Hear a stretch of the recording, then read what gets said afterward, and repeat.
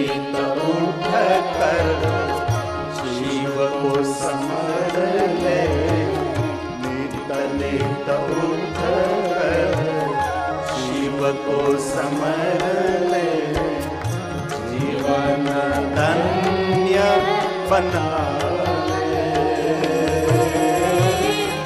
भजन तो कर ले शिव का, भजन तो कर ले शिव का, भजन तो कर ले शिव का। आया जो जग में कर ले तू सेवा, आया जो जग में कर ले तू सेवा, जाना है एक दिन अकेला। भजन तो कर ले शिव का, भजन तो कर ले शिव का, भजन तो कर ले शिव का। હવે અંતિમ પંક્તિ બહુ સુંદર પંક્તિ છે, ધ્યાન દેના શબ્દો પર। संत चरण अंग लगा, चरणों में शीश नमाओ, चरणों में शीश नमाओ। संत चरण अंग लगा, चरणों में शीश नमाओ, चरणों में शीश नमाओ। तन में शिव है, मन में शिव है, तन में शिव है, मन में शिव है, रोम रोम शिव रहना।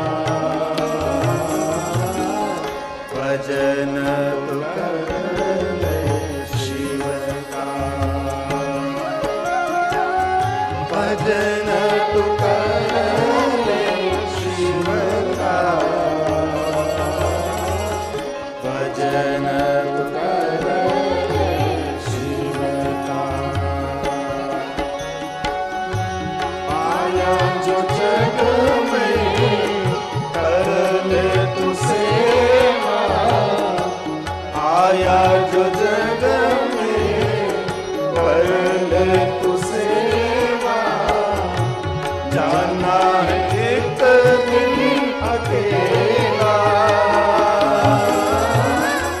भजन तो कर ले शिव का, भजन तो कर ले शिव का, भजन तो कर ले शिव का,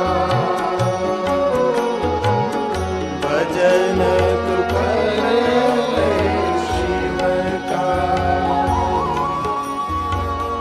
भजन तो कर ले शिव का। ભગવાન વિષ્ણુ કહે છે નારદને, નારદ સંતાપમાંથી છૂટવા માટે આપ ભસ્મનું ત્રિપુંડ કરો। જે માનવ ભાલમાં ભસ્મનું ત્રિપુંડ કરે, ભસ્મની બિંદી કરે છે, તે માનવ સંતાપમાંથી મુક્ત બને છે।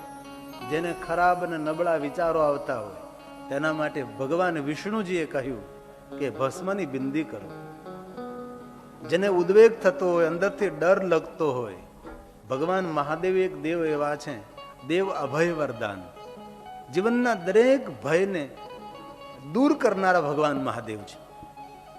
વિષ્ણુ ભગવાન કહે છે નારદ આપ તમારા ભાલમાં ભસ્મની બિંદી કરો।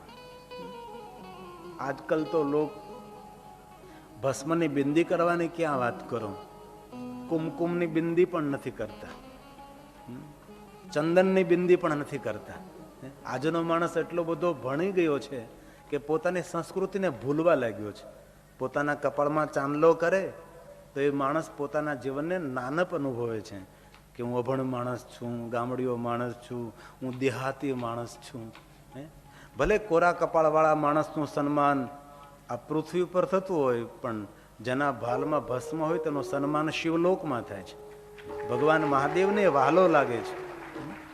આપણી પરંપરા છે, આપણી સંસ્કૃતિ છે ભાઈ. ભલે આપણે મોટો ચાંદલો ન કરીએ, આપણે ક્યાં પૂનમને ચાંદ જેવો ચાંદલો કરવો છે. ગઈકાલે પૂર્ણિમા પૂર્ણ થઈ, અન્નપૂર્ણાનું વ્રત, પૂર્ણિમા હતી, દત્તાત્રેય જયંતિ. એક નાનકડી બિંદી તો ભાલમાં કરીએ ભલામણા. આપણી સંસ્કૃતિ, આપણી પરંપરા, ઋષિ મુનિઓની પરંપરા છે.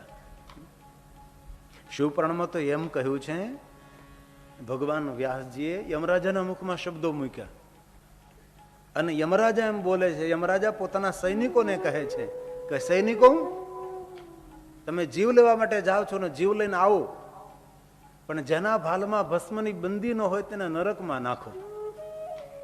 આગળ એમ કહ્યું કે જેના ભાલમાં ભસ્મનું ત્રિપુંડ ન હોય ને ભોજન કરે તેને પણ નરકમાં ધકેલો. એ બધું તો આપણે ન સ્વીકારીએ, ચાલો ભાઈ, પણ કમસે કમ આપણે સંસ્કૃતિનું આપણે જતન કરીએ. નાનકડી બિંદી કરીએ. મોટો પૂનમના ચાંદ જેવો ચાંદલો ન કરો તો કોઈ વાંધો નહીં, પણ એક નાનકડી બિંદી તો ભાલમાં હોય. ભલે પ્લાસ્ટિકની તો પ્લાસ્ટિકની, પણ ગુંદરની તો ગુંદરની, પણ ઓળખાણ તો હોવી જોઈએ ને કે આપણી ભારતની પરંપરા, ઋષિમુનિઓની પરંપરા, આપણી સંસ્કૃતિ ઋષિમુનિઓની દીધેલી એક દેન, એ ભાલમાં બિંદી. હવે ભગવાન વિષ્ણુ કહે છે કે નારદ, સર્વાંગેશુ પર્યતનેન રુદ્રાક્ષ શિવ વલ્લભાન. મહાદેવને જે વાલા છે એ રુદ્રાક્ષ. નારદ, સંતાપમાંથી છૂટવા માટે તમે રુદ્રાક્ષ ધારણ કરો. રુદ્રાક્ષ ઔષધિ છે. રમરુદ્ર રોગનાશાય ધન્વંતરી હે રુદ્ર. તન મનને પ્રફુલ્લિત રાખનારી ભગવાન મહાદેવની આપેલી ભેટ, મહાદેવનું આપેલું વરદાન, તેને આપણે રુદ્રાક્ષ કહીએ છીએ. સાંભળો તમે, બ્રહ્મા રુદ્રાક્ષ પહેરે છે, વિષ્ણુ ભગવાન સ્વયં રુદ્રાક્ષ ધારણ કરે છે, ઇન્દ્રાદિક દેવતાઓ રુદ્રાક્ષ ધારણ કરે છે, દરેક ઋષિમુનિઓ રુદ્રાક્ષ ધારણ કરે છે, ભગવાન પ્રભુ રામ રુદ્રાક્ષને ધારણ કરે છે, પરમાત્મા દ્વારકાધીશ ભગવાન કૃષ્ણ રુદ્રાક્ષને ધારણ કરે છે. તો માનવે જો પોતાનું પરમ મંગલ કરવું હોય તો માનવે રુદ્રાક્ષને ધારણ કરો. અહીંયા વિષ્ણુ ભગવાન નારદને એમ કહે છે કે નારદ, તમે રુદ્રાક્ષને ધારણ કરો તો તમારું મન પ્રફુલ્લિત રહે. ઘણાનું નામ પ્રફુલ્લભાઈ હોય પણ પ્રફુલ્લિત ન રહેતો હોય, ખાલી નામ જ ધારણ કર્યું હોય પ્રફુલ્લ. પ્રફુલ્લિત રહેવા માટે, આહલાદિત રહેવા માટે, આનંદિત રહેવા માટે એ રુદ્રાક્ષ એક ઔષધિ છે. આમ તો શિવ મહાપુરાણમાં એવું કહ્યું કે 1100 રુદ્રાક્ષ પહેરવા, પણ 1100 રુદ્રાક્ષ તો આપણે એટલા બધા પહેરી ન શકીએ. સોનાના ઘરેણાં પહેરી શકીએ છીએ, 1.5 કિલો, પણ રુદ્રાક્ષની માળા પહેરતા આપણને શરમ આવે, આપણને લજ્જા આવે છે. હવે સોનાના ઘરેણાં પહેરવાથી આપણું મંગલ થાય કે રુદ્રાક્ષ પહેરવાથી આપણું મંગલ થાય? સોનાના ઘરેણાં પહેરીને તમે રોડ ઉપર સૂતા હો તો આપણી હાલત કેવી થાય? કોઈ માણસ ડોકું નમાવીને પગે ન લાગે, કોઈ ડોકું કાપીને જાય. પણ રુદ્રાક્ષની માળા પહેરીને તમે સૂતા હો તો કોઈ માણસ નમન કરીને જાય, કોઈ ભગવાનનો ભક્ત સૂતો છે, કોઈ પરમાત્માનો બંદો છે. રુદ્રાક્ષ ઔષધિ છે. ભલે વધારે નહીં, પણ 108 મણકાની એક રુદ્રાક્ષ તો માળા પહેરો. અને સર્વભૌમ છે ને, એવું ક્યાં કહ્યું કે ભાઈ પુરુષો જ રુદ્રાક્ષ પહેરવાય? પુરુષને જેટલો અધિકાર રુદ્રાક્ષ પહેરવાનો એટલો જ બહેનોને રુદ્રાક્ષ પહેરવાનો અધિકાર છે. અધિકારોથી સર્વેશા, માનવ માત્રને રુદ્રાક્ષ પહેરવાનો અધિકાર છે. અહીં વિષ્ણુ ભગવાને રુદ્રાક્ષનો મહિમા ગાયો છે કે નારદ, તમે રુદ્રાક્ષને ધારણ કરો તો તમે પ્રફુલ્લિત રહેશો, તમે આનંદિત અને આહલાદિત રહેશો. પહેલી વાત કરી ભસ્મની બિંદી કરો, બીજી વાત કરી રુદ્રાક્ષને ધારણ કરો. તમે રુદ્રાક્ષ પહેરો. અને આપ સૌને પણ મારી પ્રાર્થના, ભલે 108 નહીં, પણ એક રુદ્રાક્ષ તો કંઠમાં હોય ને, ગળામાં એક રુદ્રાક્ષ આપણી પાસે હોવો જોઈએ. પછી સોનાના ચેનમાં પહેરો કે પછી મંગલસૂત્ર સાથે પહેરો, કંકણમાં પહેરો કે સોનાના હારમાં પહેરો કે વીટીમાં પહેરો કે બુટ્ટીમાં પહેરો કે પેલું વાળ બાંધવાનું અકલ વગરનું બકલ એમાં રુદ્રાક્ષ પહેરો. હવે તો આવા બધા આભૂષણો મળે ને રુદ્રાક્ષ સાથેના, પણ એક રુદ્રાક્ષ જરૂર પહેરો.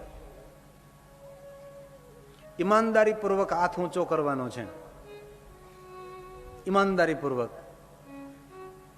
એમ નહીં, હમણાં નહીં, પછી હું કહું ત્યારે. તો ઉતાવળા બહુ બારડોલી વાળા.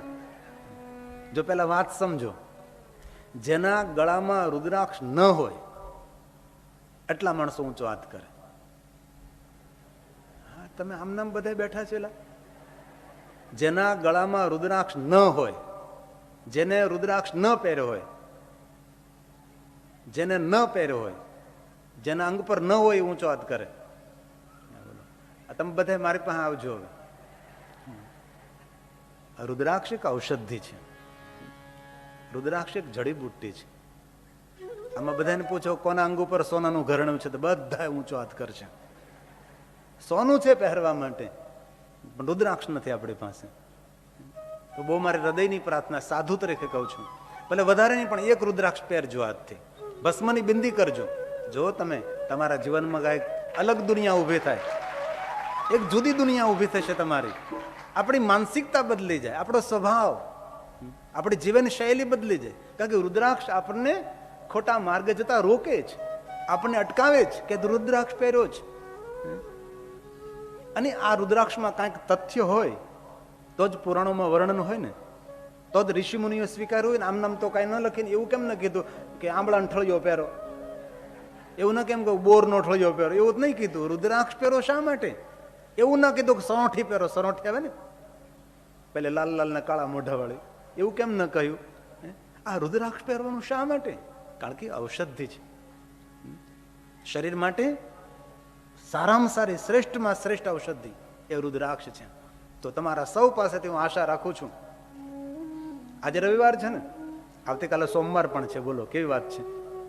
રુદ્રાક્ષ લઈ લેવાનું, શિવલિંગને સ્પર્શ કરાવી લેવાનો અને મહાદેવને કહેવાનું કે હે મહાદેવ, કોઈ નારી પોતાના પતિનું નામ લઈને મંગલસૂત્ર પહેરે છે અને પતિની જવાબદારી પત્નીને રહે છે, તેમ તારું નામ લઈને રુદ્રાક્ષ હું પહેરું છું. આજથી મારી જવાબદારી તારી રહેશે. મહાદેવ, આજથી મારા જીવનની જવાબદારી તારી, કારણ કે તારા નામનો રુદ્રાક્ષ પહેરું છું. તેથી રુદ્રાક્ષ આવતીકાલથી, આજે પહેરો તો આજે, બાકી એમાં કોઈ વાંધો નહીં, પણ સદૈવ રુદ્રાક્ષ ધાર્ય શિવ આજ્ઞા. મહાદેવે આજ્ઞા કરે. એટલે લાઇટનું કઈ કરો ને, અંધારું લાગે છે બહુ. મેં કીધું આગળ થશે, આગળ ક્યારે થશે, કરો લાઇટ. એલા નકર પછી મોબાઈલની લાઇટ આમ કરો. તો રુદ્રાક્ષ. હવે ત્રીજી વાત, બહુ સરસ વિષ્ણુ ભગવાન બોલે છે. આ નારદ અને વિષ્ણુ તો સંવાદના પાત્રો છે, પણ આ વાત કોના માટે છે? આ વાતો આપણા માટે છે. નારદ સંતાપમાંથી છૂટવા માટે. ત્રીજી વાત વિષ્ણુ ભગવાન સ્વયં બોલે છે. સર્વ શ્રુતિ શ્રુતમ શૈવમ મંત્ર જપ ષડક્ષરમ મંત્ર જપ ષડક્ષરમ. એમાં શું હતું કે હું તો તમને દેખાતો કે ન દેખાતો મને ખબર નહીં, પણ મને તમે નહોતા દેખાતા. એટલે લાલ પીળી લાઈટ કરો, લગ્નના ગીતમાં આવે ને, મારે વીરાને જોવો છે. તો સર્વ શ્રુતિ શ્રુતમ મંત્ર જપક ષડક્ષરમ, આ વિષ્ણુ ભગવાનના મુખમાંથી નીકળેલો બ્રહ્મ વાક્ય છે કે હે નારદ, જે મંત્રનો મહિમા દેવ ગાય, વેદ ગાય, પુરાણ ગાય, એ મંત્રનો જાપ કરો. હવે નારદ કહે છે કે વિષ્ણુ ભગવાન, જે મંત્રનો મહિમા વેદ ગાય, પુરાણ ગાય, ઋષિ મુનિઓ જે મંત્રનો મહિમા ગાય, એ મંત્ર કયો છે? તમારા મુખમાંથી પ્રગટ થાય. ત્યારે વિષ્ણુ ભગવાન કહે છે નારદ, તાપ અને સંતાપમાંથી મુક્તિ આપનારો, માનવ માત્રનું પરમ સુખ અને શાંતિનું દાન કરનારો મંત્ર, જે મંત્રનો મહિમા દેવ ગાય, વેદ ગાય, પુરાણ ગાય, ઋષિમુનિઓ જે મંત્રનો મહિમા ગાય, એ મંત્ર છે. નારદ સાંભળો તમે, વિષ્ણુ બોલ્યા છે. નમઃ શિવાય, નમઃ શિવાય, નમઃ શિવાય, નમઃ શિવાય, નમઃ શિવાય, નમઃ શિવાય,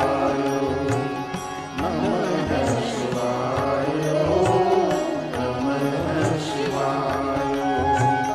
નમઃ શિવાય, નમઃ શિવાય. તાલી મહાદેવને વહાલે. આવાજ.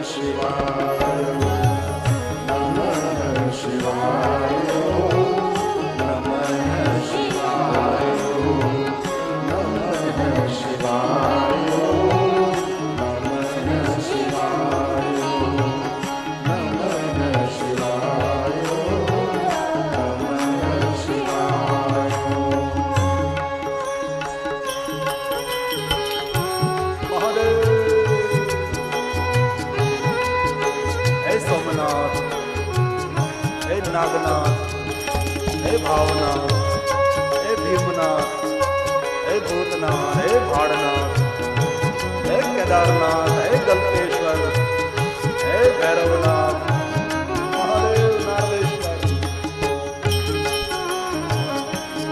હે અંગારેશ્વર, નારેશ્વર, ગરુડેશ્વર,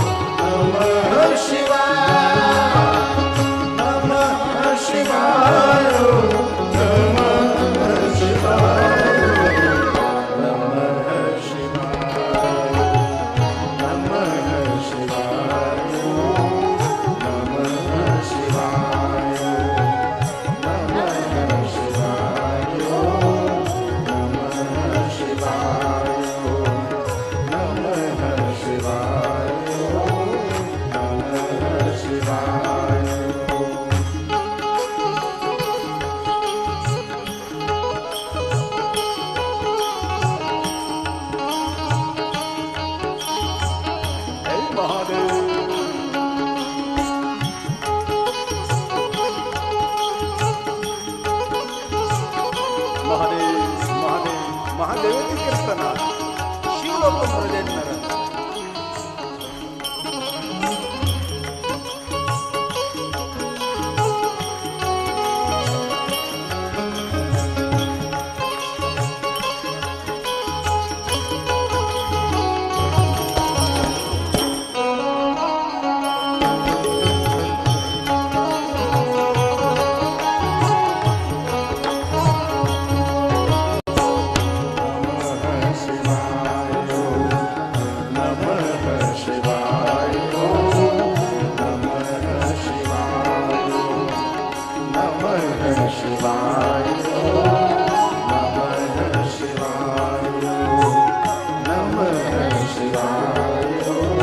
साथ में जोर से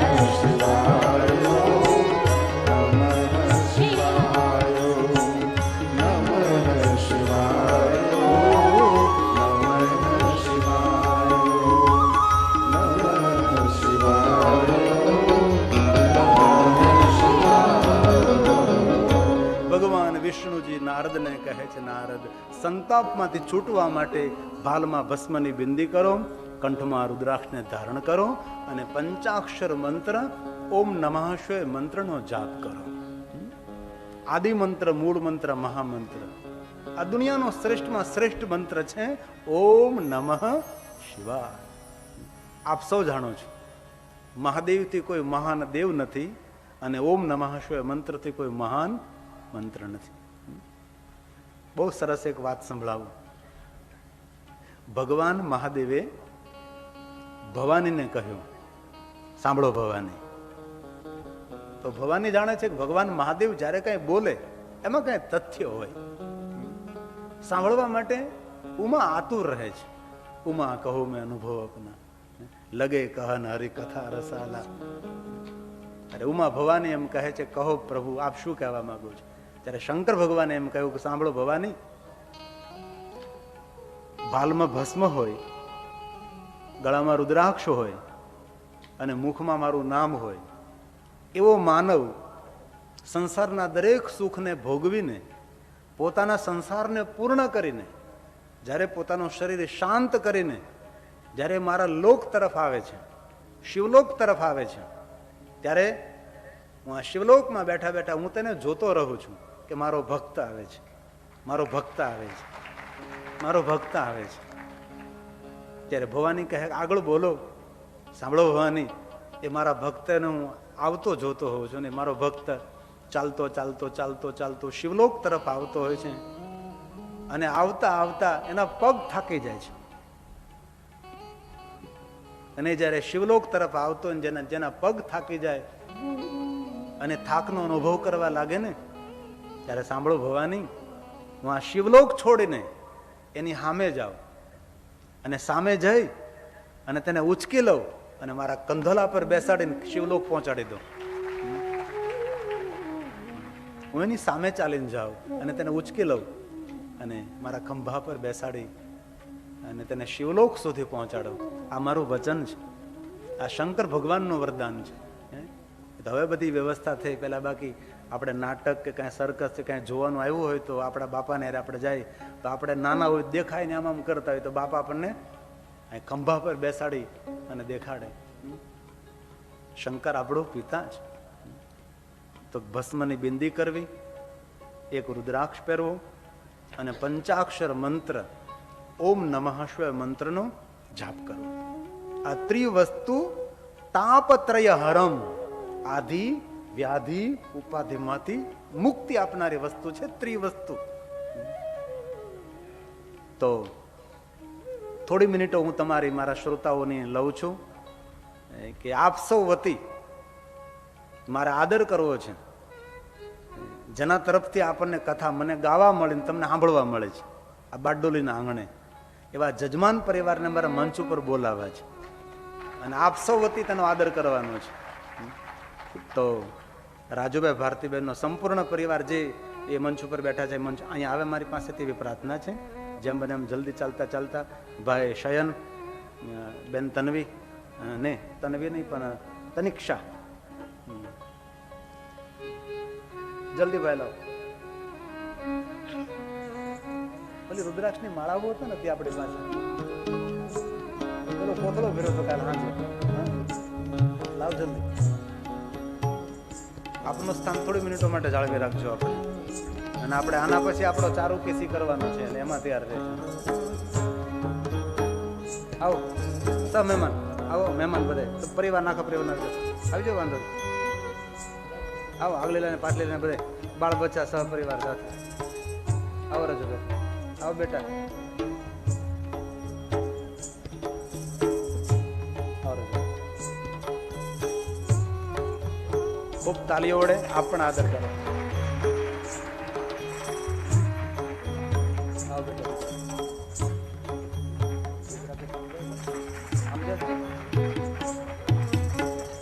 આવો બા. રાજુભાઈ ના મમ્મી છે, એમને આમ કરો છે જામ. આ બા છે, આ બાનો સંકલ્પ છે કથાનો. એમના દીકરા આ સંકલ્પ પૂર્ણ કરે છે. આવો ભારતી.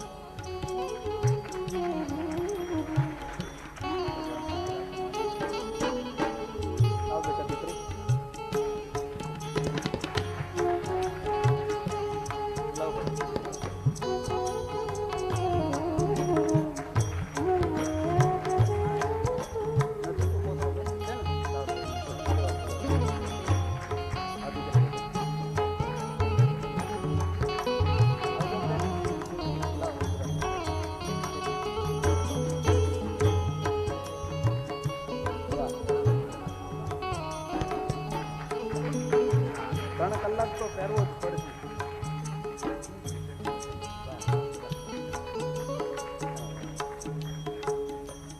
ફૂલનો હાર પહેરાવીને તો કર્માય જાય.